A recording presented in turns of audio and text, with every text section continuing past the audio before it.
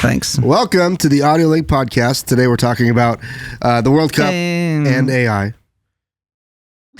What was that noise? I was going to say AI together with you, but then you said World Cup We're talking about artificial. Is it even artificial? Because it's intelligence. No. Can intelligence be artificial? No. My son Roman the other day was like, we should name her artificial intelligence. What was he saying that about? Let's redo this intro. No, this is funny. Hey, listen to the podcast. Let's go. All right. That could be the intro. That was great. Yeah. Hold on. We're going to. 3, 2, 1. Sorry. Your knee. It was just because it was a shorter distance. Okay, I'll do my knee here. 3, 2, 1. Guys, we haven't done a podcast in like a month. We're way off. Dang it. All right. What's up, guys? Oh, I was way off. Yes, I did. I did watch, and it was talking about the game Argentina and Egypt. Yeah, Argentina, Egypt. It was quite the lesson in focus, right? Yes. Like why all of a sudden at 78 minutes. Yes. There was just like Argentina's like, okay, we're done messing around. We're gonna have to try now, and they just destroyed. Dude, it was all the momentum shifted in a moment. Well, there was also this like inevitable reality of Egypt like playing amazing, but then this like the conscious mind sets in, and they're aware like, wait, we're not supposed to be winning this game. Yeah. That happens. You see it. Yeah. It's like, oh, no. Like, we're about to beat Argentina. And then it was like, no, sorry. You know what I'm saying? Yeah. It's like you saw it happen on the field. It was the same thing that happened to USA last night. Yeah. USA, they got into the game with Belgium. They're like, we're not supposed to win these games. You know what I mean? They had that energy. I was in Dayton, Ohio yesterday. Shout out to Dayton. Dayton, Ohio. Yeah, woo. And I Who's the client there? It was Christian Life Center. Christian Life Center, Dayton. Yeah. It was a big room. It's like a 2,500 seat room or something like that. Anyway. Come on. So did an FOH install, and then I go to Longhorn Steakhouse to grab a steak and watch the game. That's and I walk in. Did you go alone? I was by myself because I'm dude. in D. So I'm like, I walk in, and there's no one in the restaurant, and they have golf and like reruns of some old NFL games. And I'm like, guys, you didn't have the World Cup on? Can you put the World Cup on? And it took the manager like dude, soccer's big in Ohio. Probably 15 minutes to find the remote to change the. Yeah. So anyway, and then I watched us completely get embarrassed. No, bro, USA so did not execute a pass. Like everyone in the previous matches, they looked amazing. It was just crazy momentum, like just the psyche of a team. Yeah. It was crazy listening to Pochettino this morning. I was just listening to some interview he did after it. He was just like, that wasn't our team, pretty much. Yeah. He's like, that wasn't our team. But it's what happens when you get into pressure moments. Pulisic, how do you say his name? Pulisic. Christian Pulisic. He would like try to like make stuff happen. Like he was like 3 seconds of burst of energy and do something, and then he'd lose the ball. He lost the ball like 7 times in the first 5 minutes. No, dude, everyone's first touch was horrendous. Yeah. It was, but anyway. Yeah, Argentina match was crazy. Them winning in that context was insane, but. Anyway.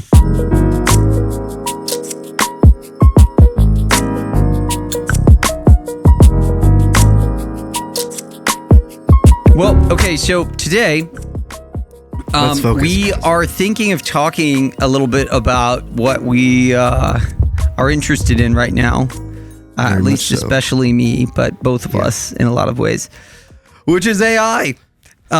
So, yeah, what's your take on AI, Brandon? I think just give me your macro take here. I think bird's eye view that it is an amazing tool, and there's a lot of fear. Like I listen to the All In podcast a lot, and they have this debate for every podcast. They talk about AI fear in culture and how most people are terrified of it. There's this media narrative that's pushing it's going to take everyone's jobs. Just a lie. Which it's at the very least it's super exaggerated. It's going to make everyone more efficient and more productive who is willing to use it. That's the point. And I think we're finding ways that can help us in running this business, and it's really inspiring. Dude, it's crazy. You know, everyone it's, we talked about like the turtle thing where there's like the progressives and the enthusiasts of different stuff, and then you have pretty much 80%. Like the early adopters, and then the early adopters in the world and the progressives, and then you have like the everyone else. It's like what percentage is the early adopters? It's like 8 to 10%. 7%. And then you have everyone else, and then you have the laggers. So early adopters is 7%. Progressives are like 10% or 20%. No. The whole head is like 7%. Oh, got it. And then you have, which is interesting because pretty much 7% of America is millionaires, which is funny. Yeah, but that's interesting. But then you have the everybody else, which is like 85%, and then you have the laggers, the people that are like, the people that like are just getting comfortable with their iPhone. Mostly older people who are like in this age, like. So technology has just progressed so much in their life, and they're already in a later stage. Can you imagine someone who was born in 1955? No, dude, John, who we were just with. Yeah, he was born in the 20s. Easy. No. Easy. 39. Yeah. My grandfather was 32. He's about to be 95, 94. 1931, I think. But in his lifetime, he's seen like complete air travel. We went to space. We did go to space, okay? We went to the moon. You could have just left that out, but go ahead. Sorry. All of the technology, computers. We went to space. All of the technology, computers, everything else that's happened in the last century is that we were basically in the Stone Ages. Right? Compared to what I did all day today, yes. Yeah, that's just an unbelievable leap in progress. No, it's a lot. But yeah, so we have pretty much like these three groups of people for the most part, and I think the large majority of people, it's interesting, and I think my personality is like suited towards. I'm definitely in that 7% of like progressives with stuff like probably on the extreme end, but for the most part, it is crazy to me how people like see something new arrive and they just think like, oh no, where is this going to leave me? As opposed to like, is the glass half full or half empty? That's yes, what it is. Yes. It's like, oh my goodness, where is this thing going to leave me? What's my life going to look like once this happens to me? Right? This technology. And when, in reality, like I think of all the people that hand washed clothing and they did that full time, and then washing machines came out. Yeah. That there was probably, everyone's clothes have to be washed. Yeah. Everybody.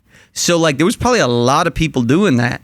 Washing machines came out and, of like whatever population that was most popular with it was probably a big part of, it was a major role and job, something everybody needed, like commodity. And there was people that were like, okay, I'm going to start late 40s, early 50s. I have no idea. I'm making this example up, but all I'm saying is there was people that were like, holy smokes, or there was people like, oh, well, there's going to need to be laundromats. I know more about laundry than anybody that I know. There's going to need to be this. I know. Yeah. Oh, now if I can get a loan and buy a laundry machine, I can do 100 times as much laundry as I usually do. Yeah. And do it better, And I think that's like, it's just crazy seeing everybody land. Well, there's the cultural aspect of it. It's like every leap in progress is always, the damage from that is always front loaded. It's always in the first like year, 2 years. That's valid. Yeah. It's always in the benefits of it. Like if you think about it, society as a whole, we can argue like the moral implications of an iPhone, right? Like and social media and all that stuff. But the connectivity of Earth, like the damage from that is. Well, that's a bad example. Let me think. But there's like a horse and buggy situation, right? He had all these horses and buggy drivers, and that were instantly out of work. Yeah. When the Model T came out, right? And then, but you think about it, we need cars. Cars are now ubiquitous, obviously, and but that first 2 years was.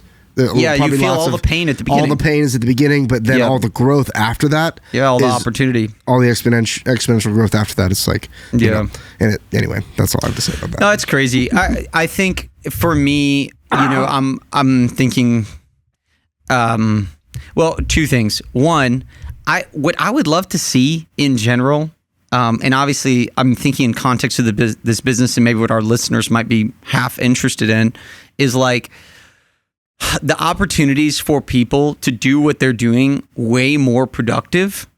Like they're so abundant in all the areas that we interface with. And like what I do now with most of my time, I mean, and maybe this will minister to somebody that is a creative. Okay. So like first is talking to creatives, like at least this is just Tom's take on AI right now and the opportunity that's here now. Like the only area that we are like 100 years in the future in my mind is software development. Yeah. It's the only area that we're like, obviously large language models coming out, game changer. I can chat with this thing that knows everything. Once they really got connected to the internet, all of it really got going, it became crazy. Okay, great. Like I can ask a question. It's just better than Google. It actually knows. I could ask it a really nuanced question like, oh, my son's having this specific problem. What could it be? He ate this 3 days ago, and it'll give me a whole download, right? And it remembers what I told it 2 weeks ago. Okay, that's great. But then like when Claude Code came out, this whole cosmic leap, or Cursor and then Claude Code, this whole cosmic leap happened.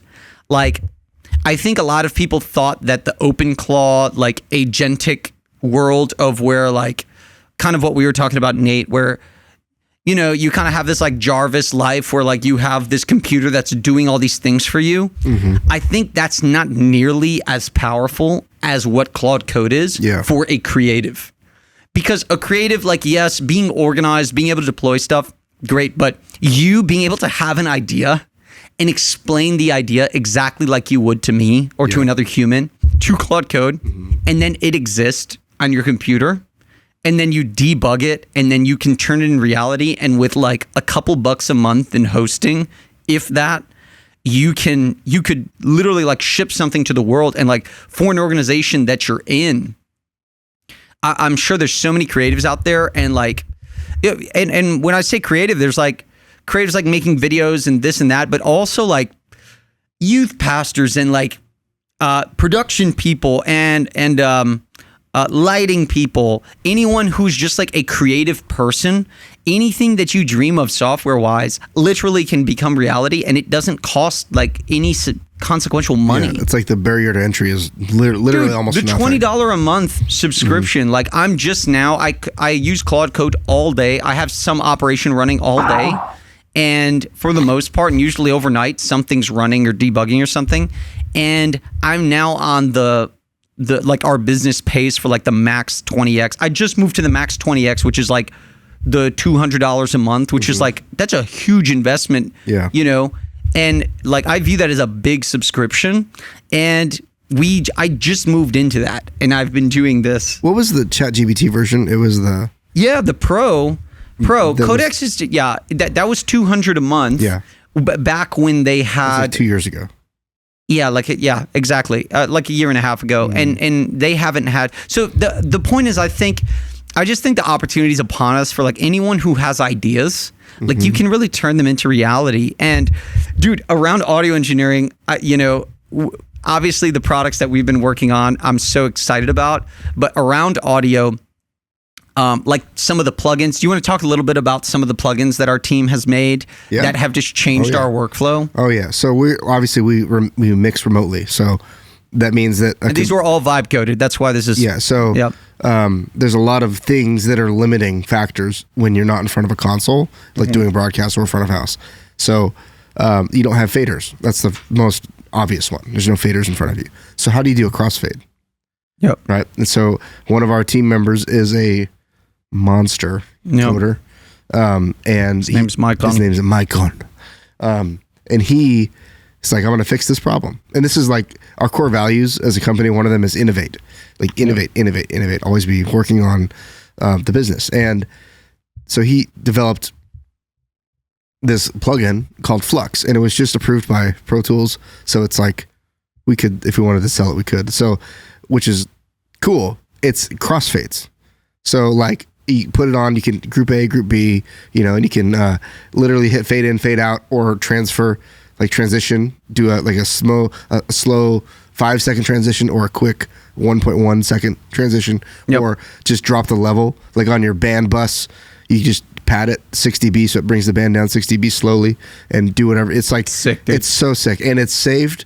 Like our transitions have been a huge problem. That was one of the toughest things. It's the easiest thing to do on a console, and is the toughest thing for us to do. Yeah, because you can't grab with a mouse. You can't grab 2 faders at once. Yeah, it's basic. So that's amazing. That's just like that innovation. And then we have another one.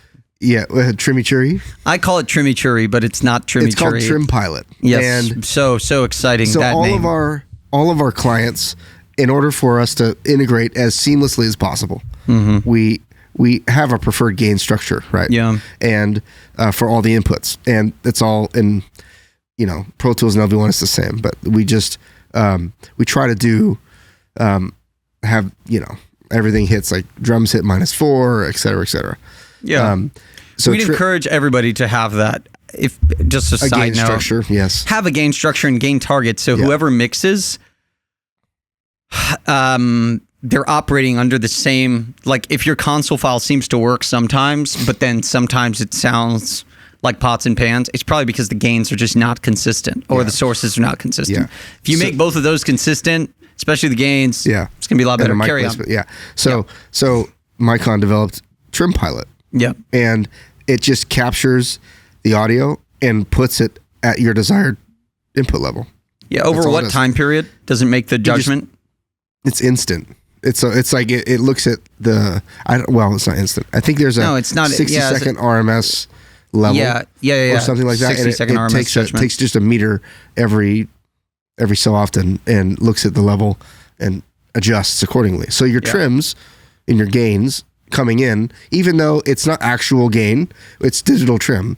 Yeah, but it's a couple dB here and there. That's why we try to, instead of asking for a bunch of gain changes, we can actually more effectively serve the church by not getting in the way of their ears and everything else that's affecting. Yeah. So, but our product can be as great as it can be, right?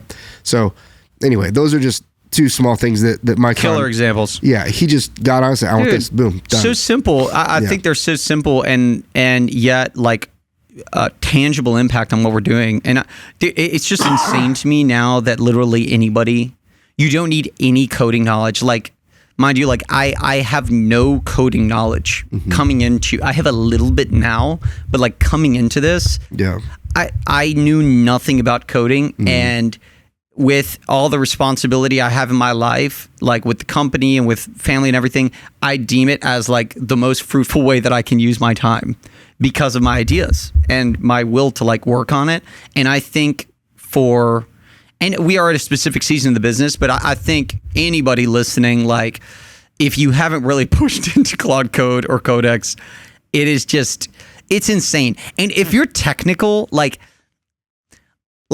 Brandon and I were talking, there's a side project that I'm not going to go into, but we have a lot of side projects. There's like literally about 40 side quests going on right now with pertinence to we're playing topic. Zelda, but we're not playing Zelda. We're doing all of the other things. Yes. Yeah, that's what we're doing. Me and Assassin's Creed, I would just get completely lost. Got to find all the tallest points and jump off. Yes, exactly. Do the Eagles jump? Yeah, the Eagles jump is sick. Yeah. So, and then you like own that. Yeah. You like unlock that domain or whatever. Yeah. I think, what was I? Oh yeah. There's one project that's kind of a little bit on hold right now because other things are more important. It's like a mega, if I shared what it was, it would be like, why in the world are you trying to do that? That's huge. Like, do you really need to like reinvent the wheel? It's kind of like one of those. And I was kind of just like considering the wheel in our context though. Yeah. And I was like, wait, why doesn't this exist? Why doesn't this exist? Wait, wouldn't it be sick if AI was looking at all this for me and making this decision, and then I could just talk to it in this? Yeah. Or what about this? And you know, as I started pushing on some of those, it was like, oh, this actually doesn't take much compute. Oh, and I think again, this stuff is so recent that these console companies, literally these in the software last 8 companies, months. like no one in our realm of like audio engineering, these tools like has had much time. And there a lot of them. Here's the other edge. It's like the two guys in the garage edge, right? Like big companies are most worried about like two kids in a garage because that big company, they have the responsibility and this weight on their brains of like, but we need to do this at scale. Yeah. Right? And like that's the enemy. It's like, oh, we have to do this at scale. It's like those two guys are like, can we make this thing go faster than that one?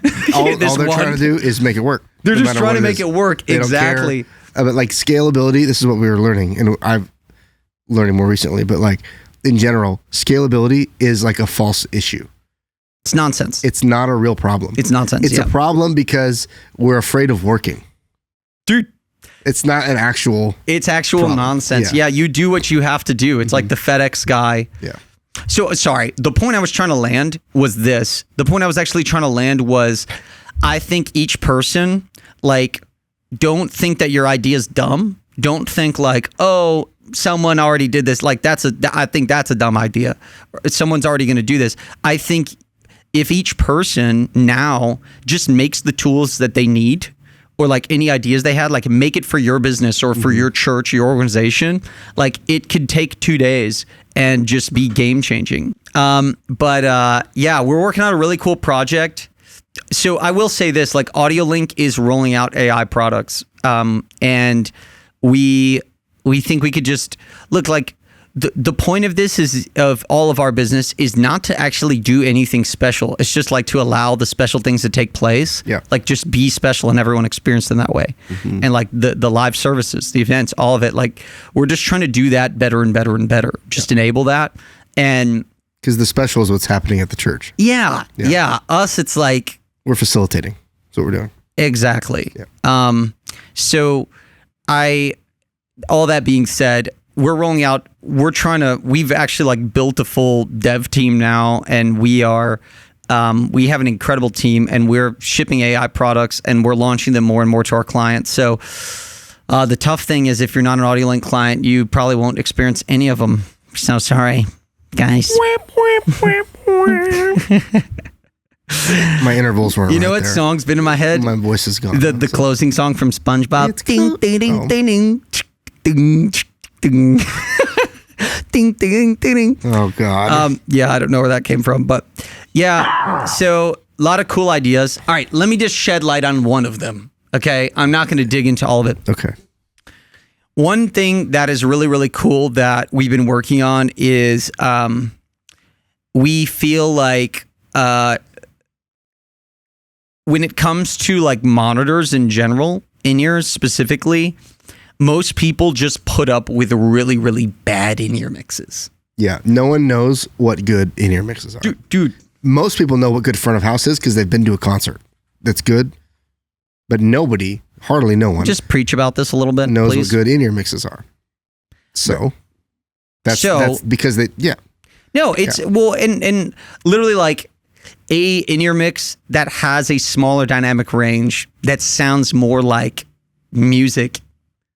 That is not like ding, ding, ding, ding, chorus. And that's like 90% of the mix, but actually has like a vibe to it where you can like just kind of get lost and be in the moment and not really have to think.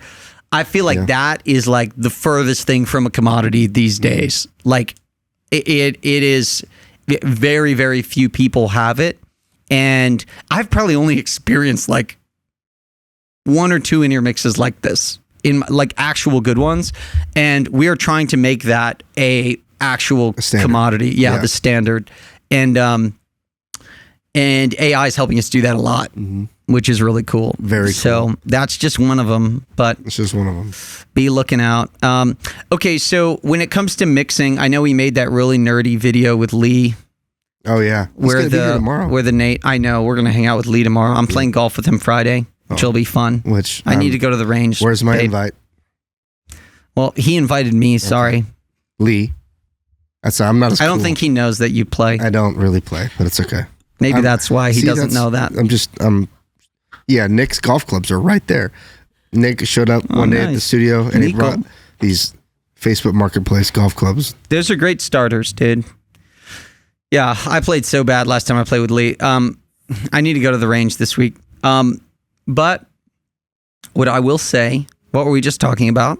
The last time we made that video with Lee, it was about AI and mixing and... In the context of a record. Yes, and that Nate Diaz vocal chain kind of smoked the... Yeah. It didn't smoke it. It was a different flavor. It was a different flavor. I'm defending my honor here. Okay. Yeah. I liked it. There we go.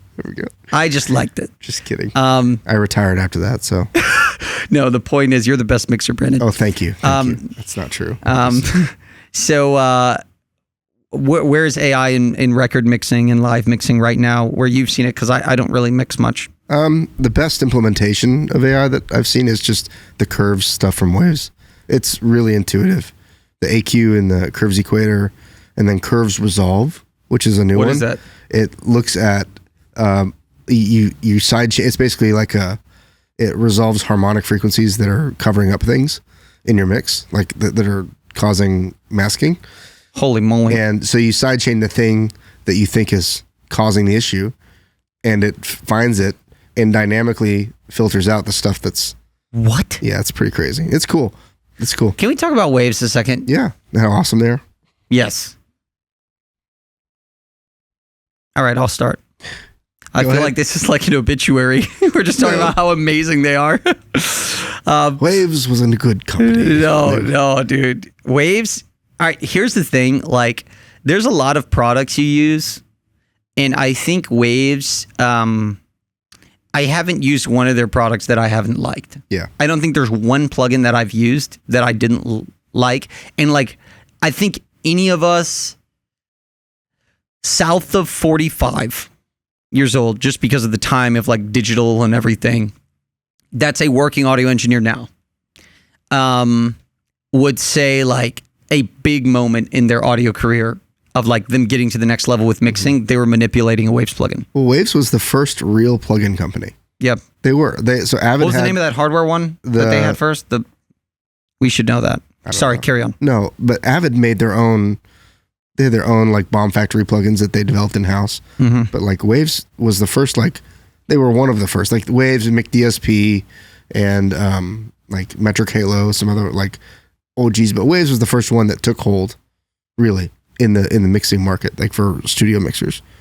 And they just they develop things so well. They develop things thoroughly and they do it right. Yeah. And even if it doesn't do that thing the best, you know it will work every time. No, dude, you know what? And one of the reasons they've resonated with me so much is they have this. They released one thing beyond just the AI plugins. I'm expecting people to come out with AI plugins. So they're doing it best. Fantastic. I love them. I love it. The thing that they did, some cool stuff too. Yes. Oh, really? Yeah. The thing that they did that was the most up my alley and the most like future Elon-esque move was coming out with multi-rack. Yeah. Because what they said was like, no, this is the reality that we want. We want to use our studio plugins and make the live shows sound like records. We need to use plugins. And they just built it. They did it. And like, that was just like major props to them because that actually changed nothing. Moving to digital audio did not change the sound of live shows. Yeah. It probably made them worse. Yeah. It just made it easier to set up and tear down. Yeah. Well, there's and like for festivals and recalling and stuff. Yeah. But like, great. You think about that's like, valid. you think about the first couple years of multi-rack weren't good. Like there was a lot of issues. Oh yeah. They had like sound grid wasn't stable. And think about all the hate they got and they just powered through it. They powered through it. Like impact servers and all those like, dude. Like the things you had to buy. Do you still have my impact server? Probably. Dude, I have a storage unit full of junk. I have Upper Room's original impact server. It has a flash drive in the back of it that if you pull it out, it doesn't work. Oh, really? Yeah, it's running off of that flash drive. How did you figure that out? Tech support helped me. Yeah. So anyway, and Waves tech support is awesome. Yes, I think his name was Yuri. Yeah. Something like that. Yeah. They're all in Tel Aviv. It's awesome. They're great guys. It's always like 11 p.m. when everyone calls. I know, dude. I feel so bad for those guys. Anyway, so Multi-Rack's initial thing wasn't good. It wasn't a good reception. There was a lot of pushback, but they pushed through what you were saying. They pushed through, and then by the time Super Rack came out, like they had developed enough brand equity in the live world that it just kind of like it took over. And if you don't have a Waves package now, like live, like it's so rare. It's so, especially in the Christian world. It's like no one does not use Waves. There are some that don't. There are some that don't. But bro, my thing now is like what they did was exactly. Ooh, this is a great connection. They opened a portal. Actually, opened a portal. I love this. To the throne room. So of like Reverb. the same way that Claude, I think Claude's is kind of Anthropic's is kind of crazier, but like they opened this portal so like non-developers with ideas could just like print reality, right? Yeah. What happened was like in that same way, all these incredibly gifted record mixers that were out in the world that they'd see a live desk and be like, ugh. You know what I mean? Like, what is this Midas heritage I'm not touching console? that. But yuck. But they make like absolutely beautiful audio. Yeah. They can now come into a live show and slay. As long as everything was patched. I heard a story of real, like arguably the most famous record mixer. I will not name him, but arguably the most famous record mixer doing a live show, and I'd heard that it was absolutely atrocious. It was just horrible. Yeah, he was just not. Does he have 3 names? Perhaps. Okay, yeah. Mayhaps he might have 3. I don't know. Anyway, that's no surprise to me from how his records sound, though. Yeah. Anyway, so it's just not like conducive to his records sound great. Olympia's back here. Like, she said, "Ooh, I wasn't going at him." Anyway. Well, all that to say, I guess to bookend it, you know, I think everyone should jump. At least my take. I think everyone should just jump on the AI train. Like the last thing I just see anybody like the last thing I would want for any of my friends is for like something that they care about to like fly by them because they were like resistant to like reality. And it's like more than reality. The people that are going to win in this next economic season that's coming are the ones who develop and learn how to use AI in their workflows. That's it. Dude, think about Mycon. I'm going to just throw some praise on Mycon and then we'll get out of here. Not too much though. I'm just kidding. Yeah. Like think about Mycon. Yeah. He's the guy on our team that has, even though he's an engineer, like he opened up his mind the most. Like this stuff came out for him at the same time it came out for everybody else. But he got on it 9 months before I did or however many months. Right? Yeah. Like just because he's open-minded and think of the value he's presented. Yeah. Just because the new thing came out and he's like, yes, I'll do it. I'll take the time to learn it. And, you know, in an AI context, it's like, it's intelligence that you're jumping onto. So like learning intelligence is it's not hard. The intelligence is there, you know? So for sure. It's kind of cool. I just encourage everyone with that, but Yes, props to Waves, props to Mycon, props to Anthropic, props to Argentina, props to Mbappe. This is Mbappe jersey, if anyone was wondering. Props to Messi for being the GOAT still. Yes.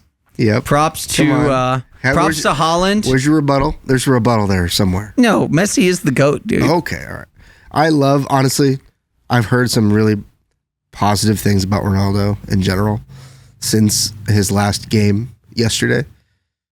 That are eye-opening a little bit, so I appreciate him. Dude, Ronaldo, I'm not going to war with Messi. I will step into any dark alley with Ronaldo, dude. Yeah. He's a gangster, man. Yeah, he is. Like, he's just, so. Because dark alleys happen on pitches, right? Yes.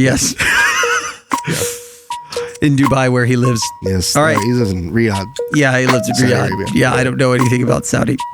Thanks for listening, guys. Yep. Catch you next time.